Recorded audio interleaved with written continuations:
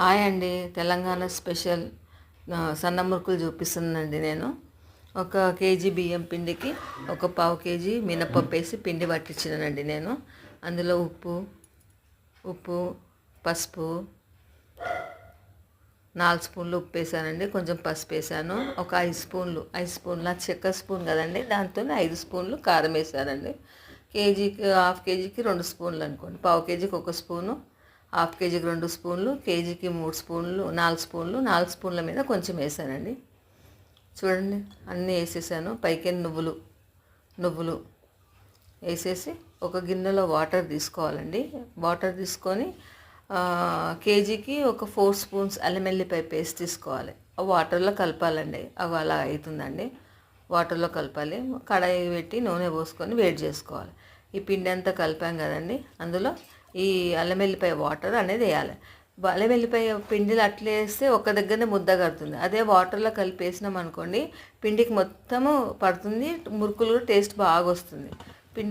అల్లం వెల్లిపాయ వాటర్తోనే కలిపాను పిండి, వేరే వాటర్ యూస్ చేయలేదండి. మురుకులకు ఎంత నీళ్ళు పడుతుందో మనకు తెలుస్తుంది అనమాట. దాంట్లోనే అల్లం వెల్లిపాయ పేస్ట్ వేసానండి.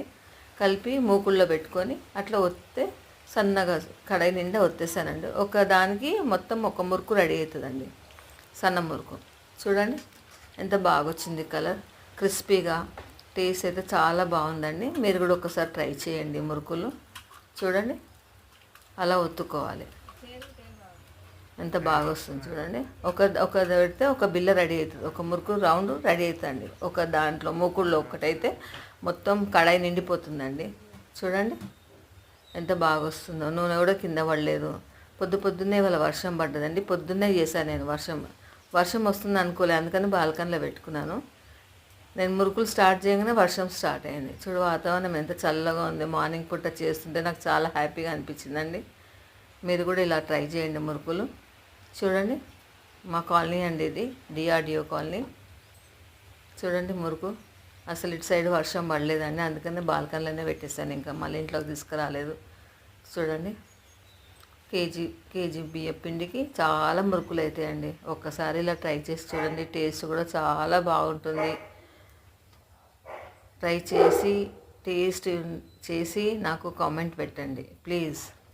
నాకు కామెంట్ పెడితే నాకు కూడా తెలుస్తుంది, అరే నా వీడియోస్ అన్నీ ఫాలో అవుతున్నారు, చూస్తున్నారు, టేస్ట్ చేస్తున్నారు అని అనుకుంటానండి నేను కూడా.